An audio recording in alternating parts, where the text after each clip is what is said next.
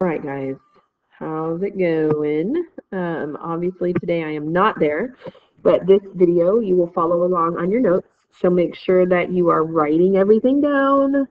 Um, Even though you can't see my face, this is me giving you my very serious face. Write everything down. So when we're talking about percentages, you'll see it says we're looking for the part today. We're finding the part. So finding the percent of a number can be helpful in, pen, in everyday life. So you'll do this a lot. You'll do this when you go shopping, when you go out to dinner. You'll be using these types of skills. So you got to be thinking about, what do I know? What am I trying to find out? So what do I know? What do I need to know? So at this page, it says in Paulson Middle School, it tells us right here, we know this. We know that 75% of the sixth grade class is making a B or higher. It says if there are 24 students in sixth grade, how many are making a B or higher? Okay, so it asks us, what do we know? Well, one thing that we know is that there are 24 students in the class. And we also know that there are 75% get a B or higher. Okay, so you want to make sure you're writing this down. And what are we trying to find out? Well, we want to know how many students are making a B. This is hard to write with this pen. Kind of writes fast. Okay, making a B. Okay, so the next question is, are we looking for the part or the whole? Well, if you think about what it gives us the 75%. It gives us how many total students there are. So we are looking for the part. Not only that, it told us that at the top of the page, but that's okay. We're looking for the part. So if we use a strip diagram, what's that going to look like? Well, if we go back to what we practiced, here's your strip diagram, and we know if this is like a double number line, right? The bottom, this is going to represent my percentages. So down here, this is 0%, and way down on this end is 100%. And we know, because I can use the information from my problem, how many total students are in the class. That's right, 24. So we know that 24 would be at the same point on the number line, which is equal to 100%. Okay? And so now, how can I use this strip diagram to help me figure out the 75%? Well, one thing that I do know is that I can do half. I know, so one thing, like you want to use what you know. So that's why these benchmark fractions are important. So if I split this unit bar in half, I know that would be 50%. Also, I know, because I can also do 24, what's half of 24? That's right, it would be 12. So I know that 50% of my students is 12 students, and I want to find out 75%. Well, using benchmark fractions again, if this is 50, we know 75 is going to be halfway between, because we know it's by counting by 25. So if that's the case, and I know that 24, well, rewind, 12 is half of 24, what's half of 12? So we could, you might go back this way. I could go back here and say, well, half of 12 would be 6. If I know that, then I can say 12 plus 6 would give me 18. So what I know is that 18 students is the same as 75% of 24, and that means that I have 18 that got B's or higher. So then the question down here says, does my answer make sense? Yeah, because 18 students made a B or higher. Okay. Now that makes sense. Why? Well, because it's less than 24 and it's more than half. Because 24 would be too many, because we know that 24 is 100. And we know that it had to be more than 12 because 12 is 50%, and we know that 75% is more than 50, but less than 100, right? And so then we know that our answer would make sense, okay? What you will see now, we're going to skip down to these bottom two problems. So we're going to do one more together, and then you're going to do one on your own. So when we do the one on my own, we'll say pause, and you can do your work that way. Okay, so it says here the campus demographics. Demographics, that's just a big fancy word for like the makeup. So that's just how, how it's made up. States that 40% of the students are male. If there are 300 students, then how many are male? Okay, so what do we know? Well, we know that there are how many students? There's 300 students, and I'm going to abbreviate. We know that 40% are male. And what are we trying to find out? Well, we want to find out the number of male students. Okay, so if I use a percent bar, I know that this is 0, right? And this is 100. Well, 100% of my students would be what? That's the 300, because there's a total of 300 students. And I know that I'm trying to find 40%. Well, this is where you have to know. You got to think like use some number sense here, because I know that 50% is going to be halfway, right? And I know that 40 is going to be a little bit less than that. So for this one, it just asks me to draw the strip diagram. Okay, what does it say right here? It says do not solve.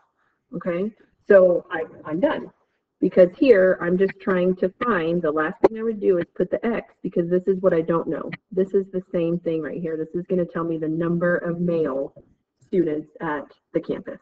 Okay, so if I set up my proportion, and actually I just used this 50, you can take that off, because really the strip diagram should look like that. Okay, so now you're going to pause, and you're going to take about 2 minutes to try and set up the strip diagram. Are we solving on this one? No, we're not solving. We're just setting up a beautiful strip diagram. Okay, so pause the video and try number 2. So this is what this number 2 should look like. You know that it's 100% is the same as 80 households, because those are going to be equal to 100%.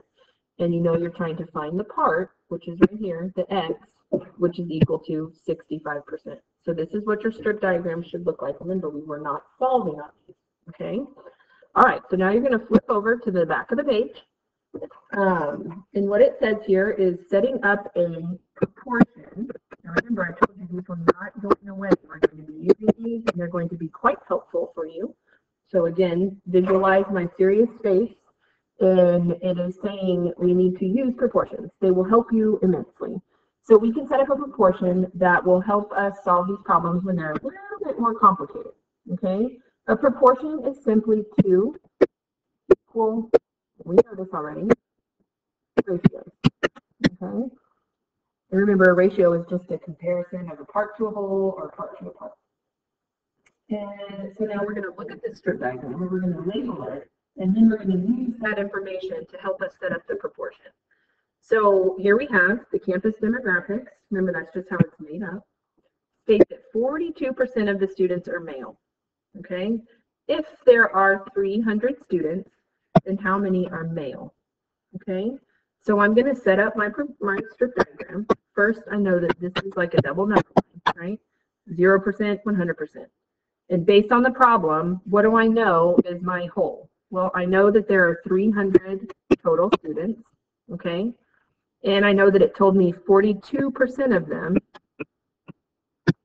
were male. Do I know how many that number is? No, I don't. That's what I'm trying to find, and that's where the X goes. So this is how I set up my strip diagram. And notice I set up 42%, it's over here. Remember, half, you don't have to draw this, but half would be like right here, right? So 42 is going to be less than half. So now you look here, this is how I set up a proportion right here. Nothing's new, except now you're going to have this percent over 100. Because up until this point, we've talked about, and I'll just put it here, we know that percent is out of 100, right? And that's always going to help us when we're setting up our proportion. Okay.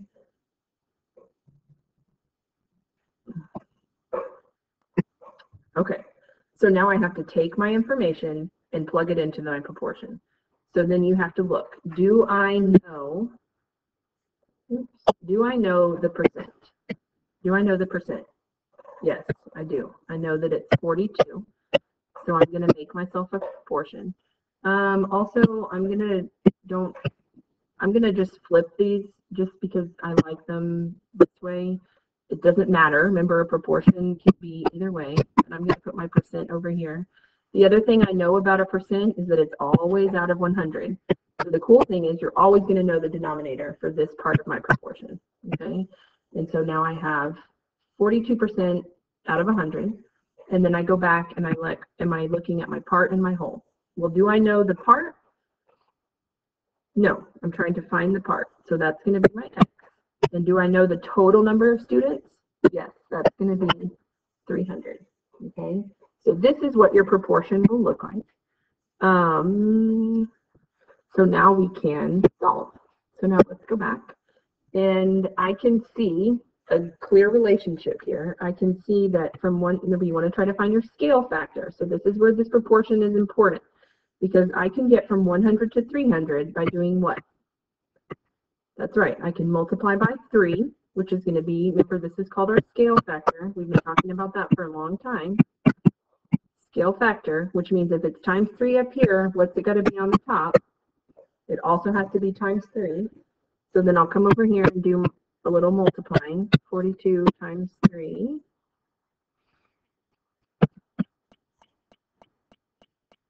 And I get 126. So now I can safely say that 126 students, and I'll abbreviate here, are male. Okay? Yay. So now, does that make sense? Yes, it does.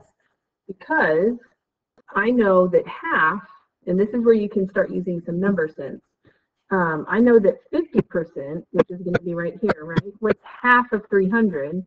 Well, half of 300 is going to be 150.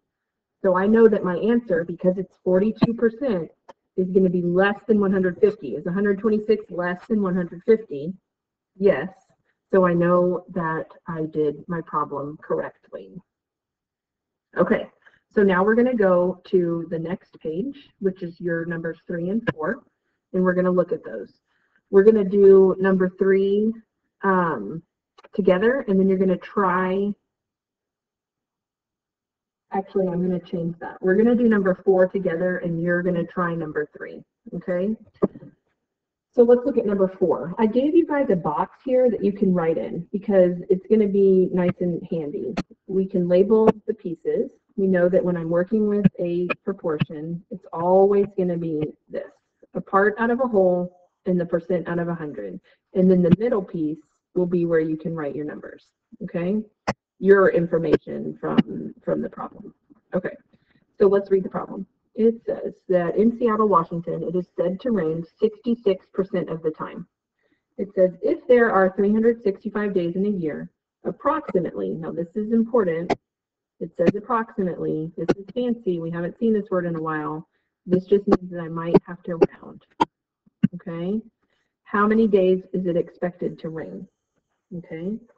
So we're going to look at this problem, and first we're going to set it up as a proportion. Well, what do I know? I know 66%, so I find where my percent sign is, and that's where that value goes in my proportion, okay? I know that also this denominator is going to be 100 because percent is always out of 100. That never changes. And I also know that 365 days in the school year is going to be my whole. So I'm going to put 365 down here, and now we know we're trying to find this missing part. I want to know about how many days is it going to rain. So the first thing we want to do is see if we can find the scale factor. So, okay, so on this one, you're going to want to find the scale factor going this way. And I'm going to look at it as 365 divided by 100 100 because I'm going from a big number to a small number. And we know that anytime you divide by 100, right, this is mental math, I can say that my decimal point is just going to move 2 places to the left because I'm dividing by, here's my 2 zeros, right? So if my decimal point is here, then I'm going to move to here, okay? So now I have a scale factor of 3.65, okay? And now I know that if I go this way, from a large number to a small number, I'm going to divide.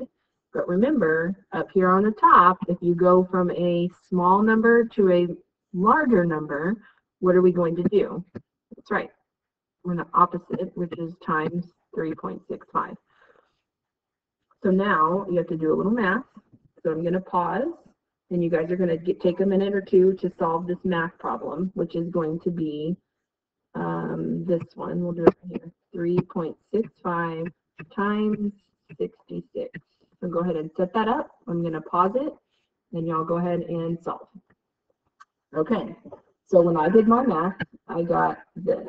I got 240 and 9/10. And so if we go back up to the problem, it said approximately how many days is it expected to rain? Well, 240.9 is really close to 241 days. Okay, so that was a tricky one because of the 66%. You have to be comfortable multiplying by these scale factors that have a decimal in them, okay?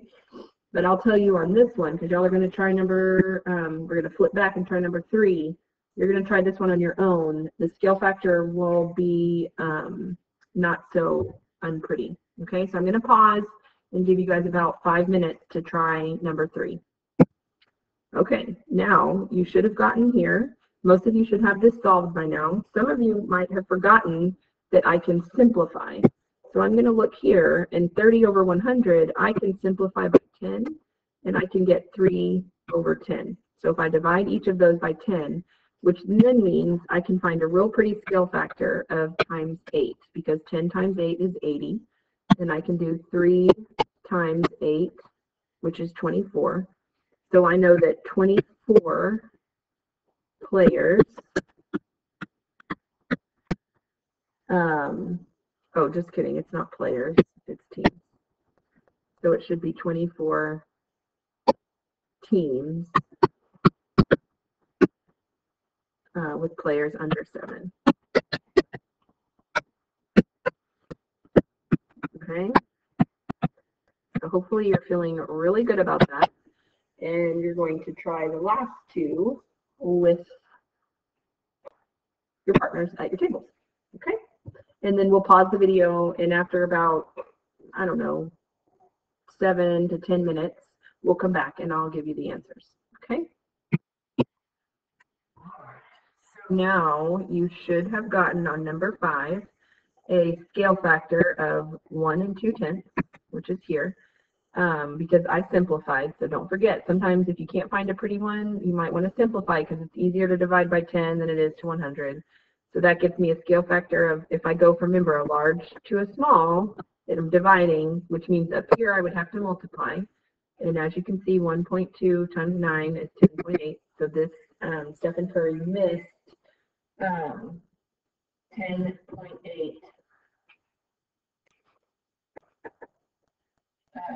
He shot 12 free throws, which means he missed 10.8. No, he didn't miss 10.8. It means he missed about 1, right? I wrote that wrong. So he didn't actually miss, because this is what he made, which is almost 12, which is almost 11, which means he missed about 1. So he had a pretty good free throw record. Okay, does that, hopefully that makes sense. I wrote this wrong. That should not be missed. Over here, this was also a trick question because it asked you for not. So you had to figure out your answer, which was 72. So if you did your proportion right, this one simplified real pretty to 9 over 20. And then I could find a scale factor of 8. Here it is. But it asked me, this is how many do use priority mail. So then in order to find out how many don't, I have to take the total and subtract the 72. which would give me 88, which is actually what it was asking for. So there's your answer for that one. Okay, so we are going to stop there. I don't know where it is in the class time, but if there's time, then there's a Versatiles activity that you guys can work on with a partner, doing exactly what we just did, which was finding the missing part. So for all of these problems and your homework tonight, you're always going to be setting up your proportion to where you're finding the missing part, okay? Tomorrow, okay, so today's Tuesday, so on Wednesday with Ms. Rivera, you're going to be working on the other thing, which will be finding the percent. So that's what's coming. So if there's time, you can work on Versatiles. Otherwise, make sure you're being on your very best behavior, and I will see you guys soon.